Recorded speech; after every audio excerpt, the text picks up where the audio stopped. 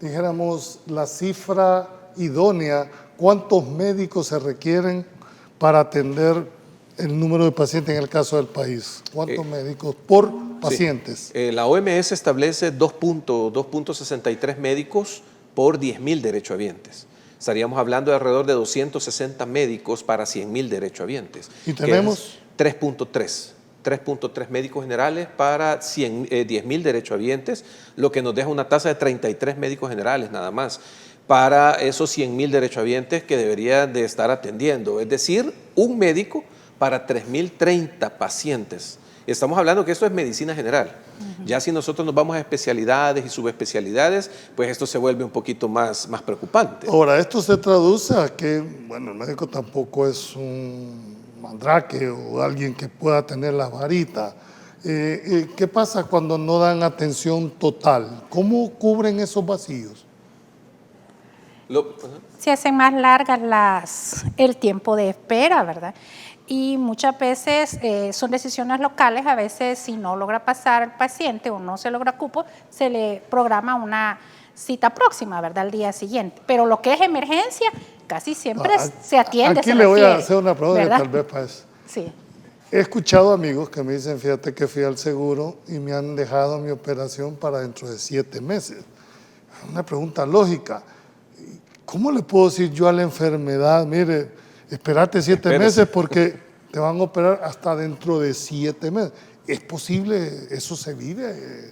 Sí, lastimosamente lo estamos viendo nosotros. Nosotros vimos que el año pasado, a mediados del mes de diciembre, hubieron situaciones de mora quirúrgica.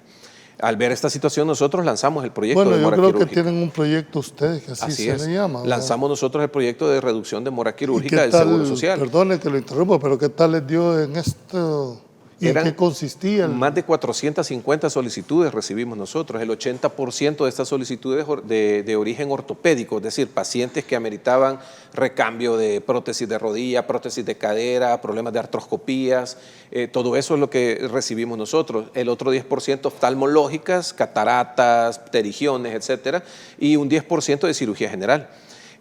Nosotros dividimos en fases. En la primera fase pues tratamos lo que es la cirugía general y en ese le dimos paso a problemas de hemorroides, problemas de túnel del carpo, problemas de vesícula, entre otros. Estamos hablando de más de 45 cirugías que nosotros logramos cubrir gracias a este proyecto. Médicos, estamos hablando de más de 35 médicos cirujanos que se pusieron a su disposición, a nuestra disposición, y más de 17 médicos a nivel internacional. ¿Y a dónde llevaban las operaciones ustedes? En áreas privadas. Esto es fondos exclusivamente del sindicato, del aporte que dan nuestros afiliados. De eso se cubrió todas estas cirugías que se hicieron y se hicieron en áreas privadas.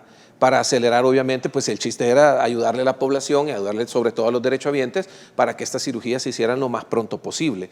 Claro, no es la misma logística, por eso es que podemos decir, nosotros lo hicimos mucho más rápido que en el Seguro Social. Creemos nosotros que esa es la ventaja de poder, de ser operativos y estar en la institución al mismo tiempo. Se pueden dar esos aportes de cómo mejorar esta burocracia interna para poder acelerar estos procesos. A ver, ¿cómo lograr? Que ya vamos a tocar esa parte porque antes la gente iba a medicina privada. Sí. Pero ahora, por la situación. Por la situación como que se está migrando. Entonces, ¿cómo lograr cambiar esa percepción que al final el usuario, el paciente es el que sale? Ahí es importante educación en la salud. Le voy a poner el ejemplo claro. Yo tengo consulta a las 11 de la mañana, pero muchas veces mis pacientes están citados desde las 6:30 para toma de exámenes, para toma de electrocardiogramas, para toma de rayos X. ¿Qué es lo que sucede? Desde las 6:30 de la mañana hasta las 11:30 que yo los veo, han pasado 5 horas. Mis pacientes prácticamente están desesperados. Entonces, cuando ya los ubican y empiezan a adelantarles pacientes y etcétera, que es una práctica común que sucede en la institución, ellos empiezan a desesperarse más. Y si todavía a esto le agregamos que el doctor llegó de malas pulgas ese día y no les dio un buen saludo, una buena atención, pues termina eso de colmarle la paciencia y por eso este tipo de percepción. Creemos nosotros que es importante que si no debería de pasar más de media hora que la persona tardó en llegar y ser atendidos. ¿Cuántos pacientes ven ustedes por hora? Está normado, bueno, a nivel de consulta general, 4 por hora. 4 por hora. 4 por hora, 15 minutos para paciente. Porque me imagino que le hacen Y hay que, preguntas. hoy que con el sistema digital, ¿verdad? Hay que escribirlo. ¿Tienen ustedes ya tiempo digitalizado para- todos los expedientes o están en ese proceso? La mayoría están digitalizados. Y eso les beneficia. Yo aquí he tenido al señor ministro de la Salud, pero estamos hablando de los hospitales públicos y han digitalizado casi el 100% de los expedientes. Entonces pregunté, ¿en qué le beneficia a usted como médico el hecho de tener digitalizada toda la información de sus pacientes? Hay más acceso a exámenes, ¿verdad? Al historial médico. Para mí ha sido una ventaja que estén digitalizados. Y aún, ¿verdad? Ese nuevo programa que están queriendo implementar, que es el Sistema Integrado de Salud, ¿verdad?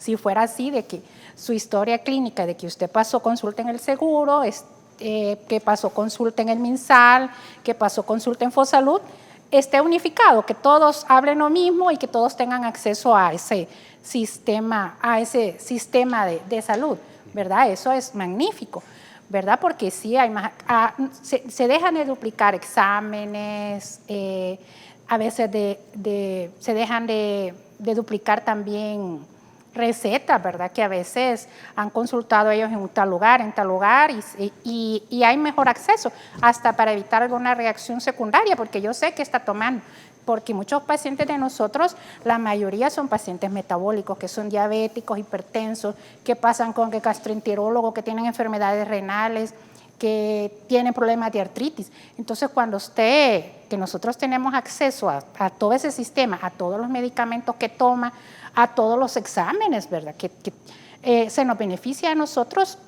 nos da un montón de ventajas. Si el Seguro Social tiene más resonadores, entonces lo que me hace falta en el Ministerio de Salud, en Bienestar Magisterial, lo pueda hasta cierto punto proporcionar, pero en la medida justa. ¿Por qué? Porque no voy a quitarle lo que la persona está necesitando en ese momento por dárselo a otro, como ya ha acontecido en otras administraciones. Por eso, pero ¿no afectaría esto la calidad de atención al usuario? Así es.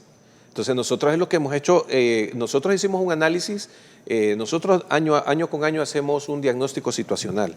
Entonces este diagnóstico situacional involucra la cantidad de personas, como hemos platicado, derechohabientes, con la cantidad de personal que tenemos. Entonces creemos nosotros que para poder que exista una respuesta adecuada, deberíamos de ser por lo menos 10.000 a 11.000 médicos por toda la red, tanto Ministerio de Salud y Seguro Social. ¿Y por dónde andamos? 4.500, 4.600 médicos, si lo sumamos ambos médicos. Bueno, pero usted me dijo al inicio que había una plantilla de 20.000 médicos. ¿Cuántos estarán, dijéramos, jubilados que ya no ejercen la profesión? Eso, hemos hecho el cálculo nosotros alrededor de 22.500 médicos activos. Activos. Ahí hay médicos generales, especialistas y subespecialistas. Pero si solo está ocupando 4.500, sí tiene una plantilla para poder echar mano. Correcto. ¿Y por qué no se hace? Ese es el problema.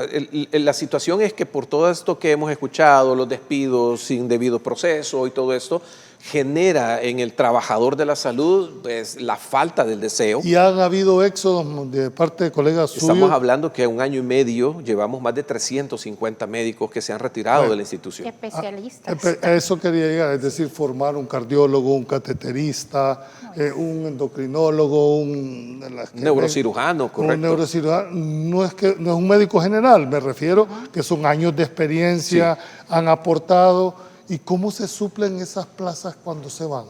Con médicos generales.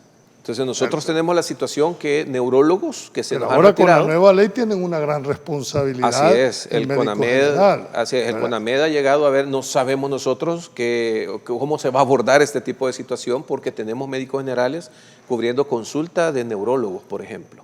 Entonces, por el momento les han dicho solo repitan recetas, pero no son repetidores de recetas. Entonces, para eso tenemos secretarias. ¿Y los médicos están conscientes de la responsabilidad que implica que un médico general esté despachando una especialidad? Nosotros le hemos dicho a los colegas, hay que ser sinceros con la población. No podemos nosotros decirle, si en la papeleta dice neurólogo, no se puede decir neurólogo. Tiene que explicarle que le va a dar la atención para el despacho de recetas. Si él necesita plantear algo de su especialidad, pues entonces tiene que dársele una real referencia para el neurólogo. De un fin de semana como el que usted ha explicado.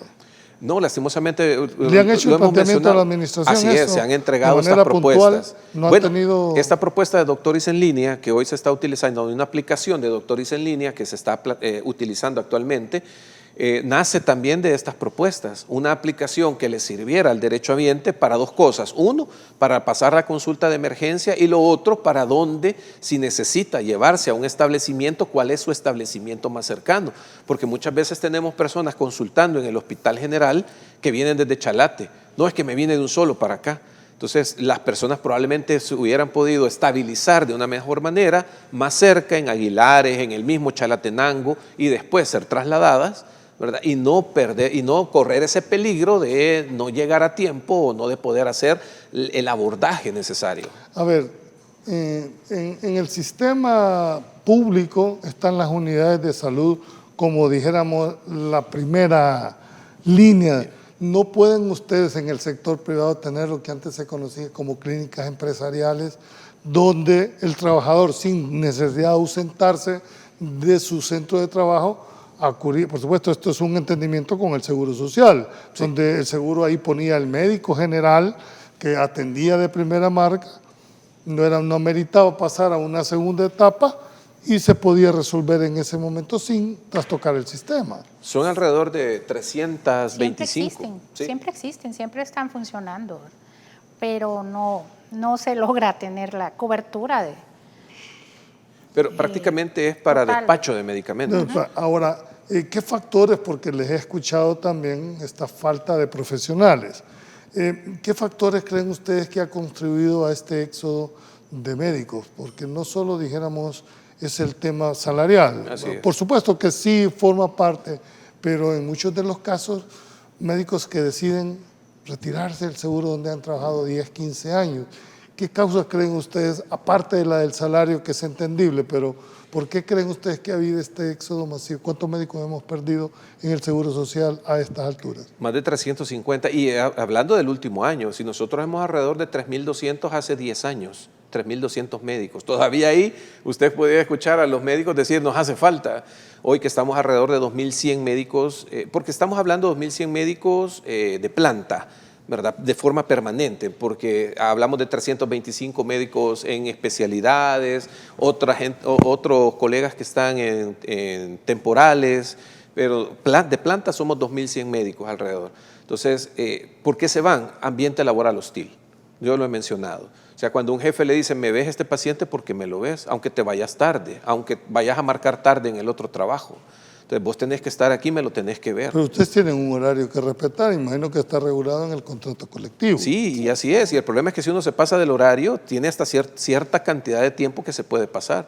Pero en una semana, si yo me paso de ese tiempo, va el descuento, va el minuto y el séptimo. Entonces, realmente son situaciones que ocurren y ¿qué es lo que pasa? Que se genera entonces los procesos sancionatorios. Entonces, aquello que me estaba ayudando el doctor, al final a él se le provoca un problema porque se le está descontando por esas llegadas tardes o por esas marcaciones irregulares. ¿Y ustedes como sindicato no pueden ser los interlocutores con la administración para hacerles planteamiento, dijéramos, de sus agremiados frente a la administración? Se hace, digamos, localmente, en cada centro, ¿verdad? Con los directores cuando nos plantean los diversos problemas que se dan los compañeros, ¿verdad? Que nos envían ahí porque sus muchas veces cartas puede o ser documentos. cuestiones de actitudes, ¿verdad? Así Más es. que de otra cosa. Los jefes creen que son los dueños del seguro, ¿verdad? Y muchas veces es como trata uno a los... Y esto rebota también porque va en cascada. ¿Qué rol juega el sindicato en esa etapa? ¿No son ustedes las que pueden llevar a hacerle un planteamiento serio a la administración de un ambiente laboral menos hostil? ¿Correcto? ¿Cómo no? Se hace. Como le digo, lo hacemos en administración local donde ¿Y qué vemos que hay respuesta da? problemas. Pues la mayoría de veces son favorables, ¿verdad? Los directores locales a los planteamientos que se hace el sindicato. Son pocos los que a veces se niegan al diálogo, ¿verdad? Digamos 1 o 2, pero la mayoría reciben ahí las sugerencias y sí se mejora.